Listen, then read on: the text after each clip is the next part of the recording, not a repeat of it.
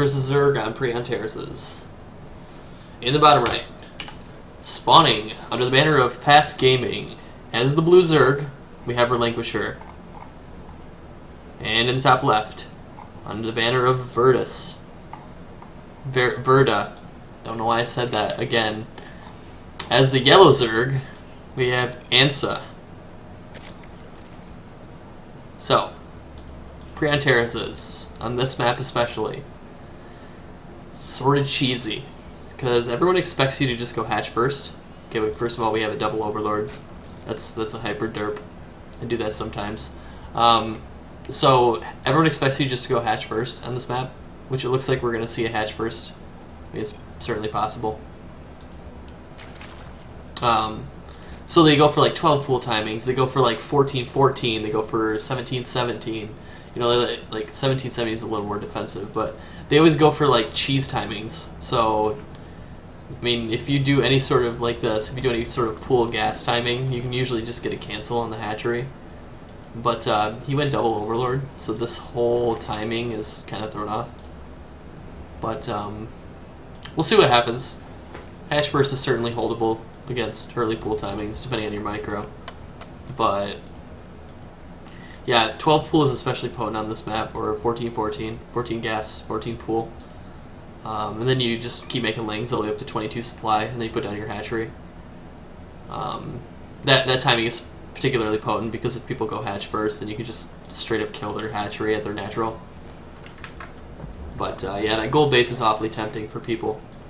So we do have 8 Zerglings on the way, and they are rallied nowhere. Oh, he's just hiding them. Link speed, hatchery. What you doing, mate? Gonna easily be able to hold this. You check your units. So it's going to be 10 links versus 12. Most likely by the time he gets there, Answer will have more. So I think just build order opening, basically, I think Answer wins. Because Relinquisher definitely missed his window. Even with link speed kicking in, with Spine Queen in a comparable amount of Zerglings, there's no way he'll be able to do damage. Unless he used Banelings and he was able to kill like all the lings. So we just have superior build order win right here. Clear cut. You can see the supply kind of spiraling out of control. Roach Warren on the way. If he gets roaches, there's definitely no way. Double spine coming down. 3 spines. Absolute Zerglings. There's no way he'll be able to do damage. Unless he used Banelings and he was able to kill like all the lings. So we just have superior build order win right here. Clear cut. You can see the supply kind of spiraling out of control. Roach Warren on the way. If he gets roaches, there's definitely no way. Double spine coming down. 3 spines. Absolutely no way for Relinquisher to take a good engagement. So not looking good for Relinquisher. We do have link speed done. It's pretty much irrelevant. Run by into the main. So we're going to have 2 queens, 16 lings. So he's taking a pretty good fight here, actually, against these lings. This is a good fight for him, for Relinquisher. So you can't really fight those queens, but 3 spines. Getting some drone kills. So we see droning. This is interesting and all, what's going on, but the important thing to look at when these fights are going on is the larva and what's in production, especially in ZVZ. Like, the fight is cool and all, but it doesn't really equate to like what the actual game is about. So, like, you have to look at what's in production. So we see 8 more lings. That's a waste, because we see 3 spines, 2 queens, and Randa Roachworm was scouted. There's no reason whatsoever to even be making any more lings. He should just be droning, getting all of his bases saturated up, at least 2 base saturation, and getting a layer down. But yeah, I mean, when you see a huge amount of spine crawlers, this is like a largely defensive move. Like, if you consider that this is 200 minerals, this is 4 drones. 4 drones, 4 drones, 4 drones. This is 12 drones. So, like, that's this whole base's worth of gold, like gold base saturation. And at like 40 minerals a minute, this is a lot of money that's put into defense.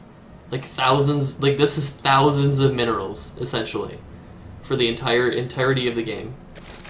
So there's no reason to like make a whole bunch of units like this. This is 16 lings. This is 8 drones, and that could be right here and fully saturate the third. So you really got to think about the units that you produce. Be very cautious as a Zerg player. Anyway, we see some slow lings moving across. They're all gonna die as long as everything fights. 1 roach. That's dead. This is a good pickup here for Relinquisher. But he needs to be hard droning right now. He needs to have all these bases saturated. Let's see what the upgrade situation is. We do have roach speed coming down here for Relinquisher. So that's a good thing for him. Third base is going to get cancelled. But I feel like it doesn't really matter, actually. Because the drone situation is like pretty bad for Relinquisher. So this is a winning engagement here from Answer. But yeah, I feel like Relinquisher hasn't been droning hard enough.